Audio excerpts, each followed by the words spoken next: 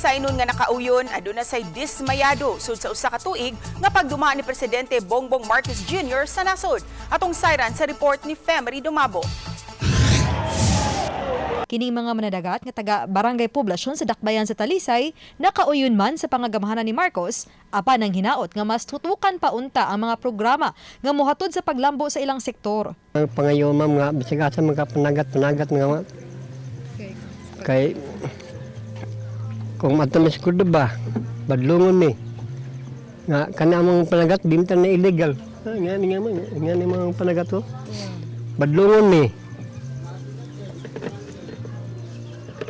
badlong mga to nya ang arin sa midi badlongon sa midi okay raman pero dapat ang tutukan niya kanang mga pobre jud sama namo nga mananagat nga naglisod sa panginabuhi programa nga tagan mig pambutag sa tagsa para kung nay bagyo-bagyo na nanagat mi para makalakaw din mi diretso makadagan din mi padung ubos kung mo hangin-hangin ba mo dagkong bawd. Samtang kining mga mananagat nga sakop sa Mactan Fisher Folk Association nang hinaot nga paspas ang mahatag nga hinabang panahon nga masinati ang bati nga panahon ug baworon nga kadagatan. Sa panahon sa kulyada wala kami igong income tungod kay hangin ug lubog ang atong kadagatan. Mao ang naghangyo kami nga sa amo ang asosasyon nga ako mga membro nga aduna untay igong ayuda. Laing gikadismaya sa mga mananagat nga hangtod karon wa pa matagad sa kagamhanan ng mga fish cage, mga sakayan ug ubang kagamitan sa panagat nga naguba atol sa bagyong Odette.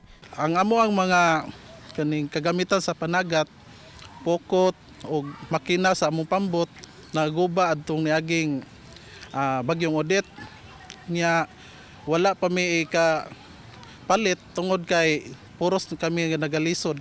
Samtang kining usa ka inahan ug tindera sa Dakbayan sa Talisay mipadayag nga hangtod karon wa pa matuman ang gisaad sa presidente nga mobarato ang presyo sa mga palitunon.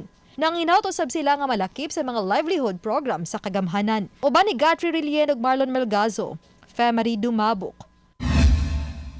GMA Regional TV Live.